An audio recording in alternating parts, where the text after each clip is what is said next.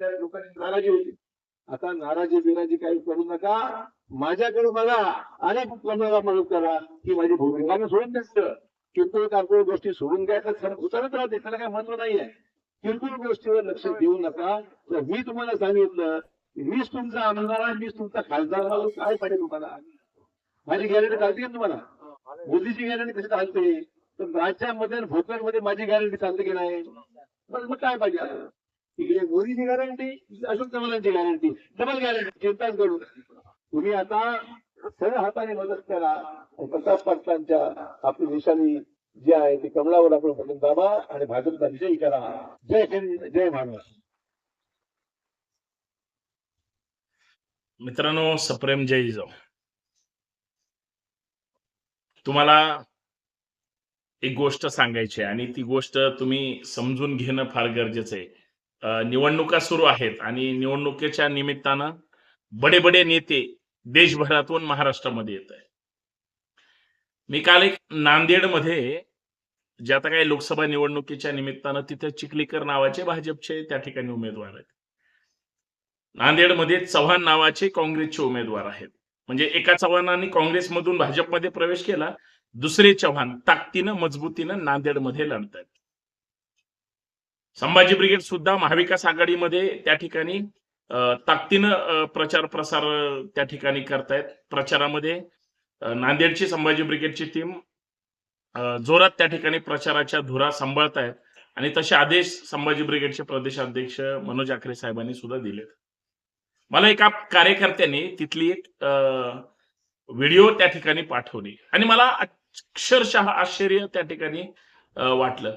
मी 2-3 दिवस झालं ते व्हिडिओ आली, परंतु मी गांभीर्यानं पाहिलं नाही. आज देशाचे प्रधानमंत्री आणि जगज्जेते नेते, विश्वगुरु, विश्ववंदनीय, आता हिंदू हृदय सम्राट म्हणू का, हा देश हिंदू राष्ट्र करण्याची भूमिका आणि ज्यांनी विडा उचललाय ते नेता श्रेष्ठ नरेंद्र मोदीजी यांची सभा त्याच लोकसभा मतदारसंघामध्ये त्या ठिकाणी आज सकाळी होते आणि मी ती संपूर्ण पाहिली सुद्धा.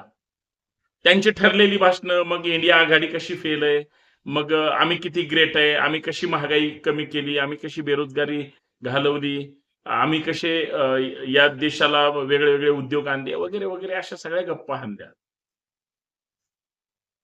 आणि 4 दिवसापूर्वी ज्यावेळेस राज्याचे माजी मुख्यमंत्री अशोक चव्हाण साहेब सभेला गेले होते एका ठिकाणी, 17 ते 18 लोक असतील जास्तीत जास्त. बघा, बारकाईनं लक्ष द्या. मी म्हणतो चला 20 लोक धरा, अजून 5 त्यांच्या समाधानासाठी आपण 5 लोक अजून वाढवूया, म्हणजे किती, 25 लोक धरूया. अशोक चव्हाण साहेब राज्याचे माजी मुख्यमंत्री काँग्रेसमधले आणि आता विद्यमान राज्यसभा खासदार भाजपमधले.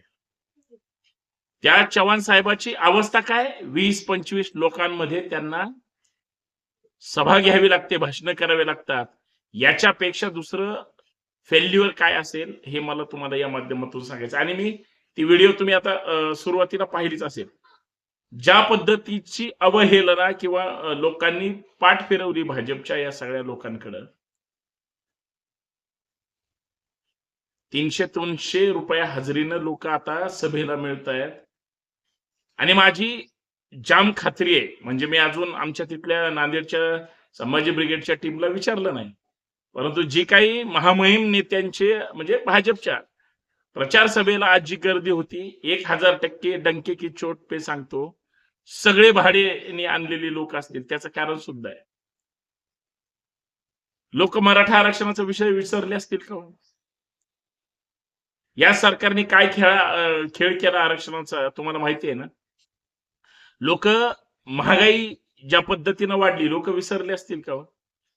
केवढी महागाई वाढवली या सध्याच्या विद्यमान केंद्र सरकारने आणि आपोआप राज्य सरकारने. लोक विसरलीत का यांना? लोक यांना सुट्टी देणार आहेत का? लोक यांना मतदान तरी करतील का? और डिपॉझिट तो झाकी है, हे फॉर्म भरायला गेल्यानंतर सुद्धा तिथंच हारलो म्हणून वापस येतील, अशी अवस्था यांची. कारण पण सांगतो आणि 2 उदाहरणं सुद्धा देतो. एक उदाहरण तरुणाईशी निगडीत आहे. बघा, याच विद्यमान नेत्यांनी किंवा या सरकारने वर्षाला 2 कोटी रोजगार देतो म्हणून आश्वासन दिलं होतं. 10 वर्षात किती कोटी झाले हो? अर्थातच 20 कोटी झाले. 20 कोटी आपल्या महाराष्ट्रासहित देशातले तरुण. आणि आज मगाशी मी जाहिरात पाहिली, तुम्हीही पाहाल, टीव्ही लावला की गोंडस आपल्या प्रधानमंत्री महोदयांचा फोटो येतो आणि 30 लाख लोकांना रोजगार दिले म्हणून जाहिरात करावी लागते.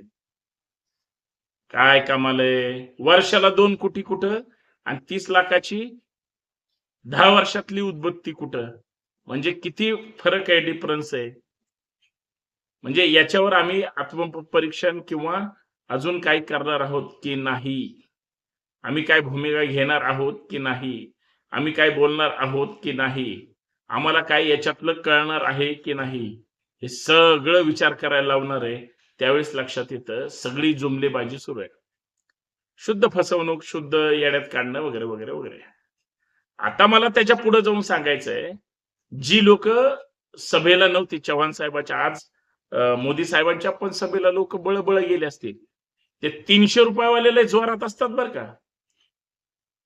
तुम्ही परवाची जर कोल्हापूरची सभा बघितली असेल, सभा झाल्यानंतर 10-20 मिनिटातच ते महिला लागल्या ना मारामारी करायला. त्यांना सांगितलं होतं सभा झाली की तुम्हाला पैसे मिळतील. त्याच्या अगोदर मग जेवणाचं पाकिट, टोपी, उन्हातानाचं जे काय असेल सोय, पाण्याची वगैरे, ते काहीच दिलं नाही हो त्या मायमावल्यांना. आणि हातावर पोट गोरगरीब जनता. आणि इकडं भूषण भारता की बघा आमच्याकडे किती गर्दी आहे, आमच्याकडे किती लोक आहेत, आमचं कसलं जोरात चालल्यात सभा. या गोष्टीला काय म्हणतात माझ्या भाषेत कि भाड़े के बुलडोजर पे बैठे किराए के टट्टू, पैसा मिला ना तो फिर अब दम है तो बड़ा आगे, लेकिन देख सामने वो कैसा कर रहा है वैसे ही तुझे करना पड़ेगा और जीत हासिल करनी पड़ेगी. पण इथं उलटच होते, प्रॉब्लेमच होते. जीत तो छोड़ दो, लढणे का टाइम भी नहीं है, अशी परिस्थिती या लोकांकडे आहे. सगळे आयात आहेत, सगळे बाहेरून आहेत. उलट आहे त्या सत्ताधारी पक्षातल्या निष्ठावंतांना काहीच मिळत नाही. ते नुसतं म्हणतात सत्तेत आलं पाहिजे ना, आपण आलो ना बास, माणूस कोणी पण असू द्या. आणि मग परत मला आज त्या मोदी साहेबांच्या चेहऱ्यामध्ये फक्त चव्हाण साहेबांचा चेहरा आठवत होता की ज्या काँग्रेसनी भरलेलं ताट ह्यांना वारंवार दिलं. घरात एका व्यक्तीला एकदा मुख्यमंत्री, स्वतः दोनदा म्हणजे मुख्यमंत्री, म्हणजे सीएम तुमच्या हातात पद असताना सुद्धा तुम्ही एवढं कोत्यापणाने किंवा वेगळ्यापणाने तुम्ही जर काँग्रेसला सोडून चिठ्ठी देऊन भ्रष्टाचार लपवण्यासाठी आणि सुरक्षित राहण्यासाठी एकदा तुम्ही सत्ताधारी पक्षासोबत, भाजपसोबत आलात की तुमच्या सगळ्या चौकशा, भ्रष्टाचार वगैरे सगळा माफ केला जातो. अशा लोकांची पार्टी आता पार्टी विथ डिफरन्स. म्हणजे भ्रष्टाचार कशासोबत खाल्ला पाहिजे हे फक्त भाजपवाल्यांना विचार. मग आता प्रश्न पडतो, या लोकांची अशा पद्धतीची अवस्था असेल आणि ठणकावून सगळे सांगतात बरं का. कुणालाही फोन करा तुम्ही नांदेडमध्ये जर तुमच्या कोणी ओळखीचे मित्र मैत्रिणी असतील तर त्यांना फोन करा, ते 100% सरळ सांगतात. काय ते सरळ सांगतात की इथं 400 पार तर सोडा, हे 200च्याच आतमध्ये थांबणार आहेत आणि महाविकास आघाडीचा उमेदवार सक्षमपणे निवडून येणार आहे, कुणीही असू द्या.